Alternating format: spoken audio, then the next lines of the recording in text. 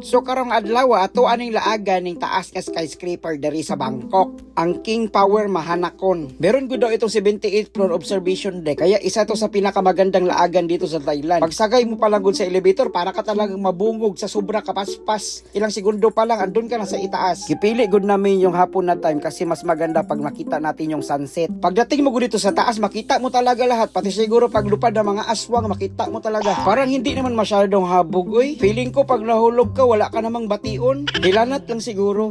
Sobrang perfect talaga na pagpunta namin kasi golden hour na. Kaya habang kasaka pa lang gud kami dito, sobrang excited na namin para makaabot sa taas. Ang ginaampo ko lang dito na unta walang magmaoy. Siguro no kung meron kang gikalagutang tao, ilaag mo lang dito para malipay siya. Huwag mo lang diretso ituklod. Bad ka man oy. Magbilang pa man gud yan. Meron gud akong bato sa aking bag. Itsa ko sana dito oh. Pero wag na lang. Nag-stay lang kami ng ilang oras dito sa itaas kay ginabilang ko yung mga building dito. Kay dili ka man gud pababaon kung di mo ma-answer kung pila ka building tanan. Sa mga hadlok gud na mga heights ito, tambal to sa inyo. Pagkatapos ko sa itaas, nag-adto namin kami sa ibang floor good kagud na may mga 3D panel. Mura gud kami mga bata, na-enjoy talaga namin yung mga nasudlan namin na mga rooms dito. Sure talaga ako paglabas nyo dito, libat na kayo.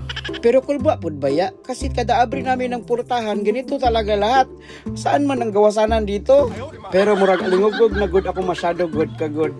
Mao nang maraming salamat talaga sa inyong pagtanaw dito. Alam nyo good, dahil makalipong na itong lugar na to, hinanap ko talaga yung switch at pinalong ko. At din nag-alas na kami paingon sa labas. At yun lang, maraming salamat sa pagtanaw. Bye-bye!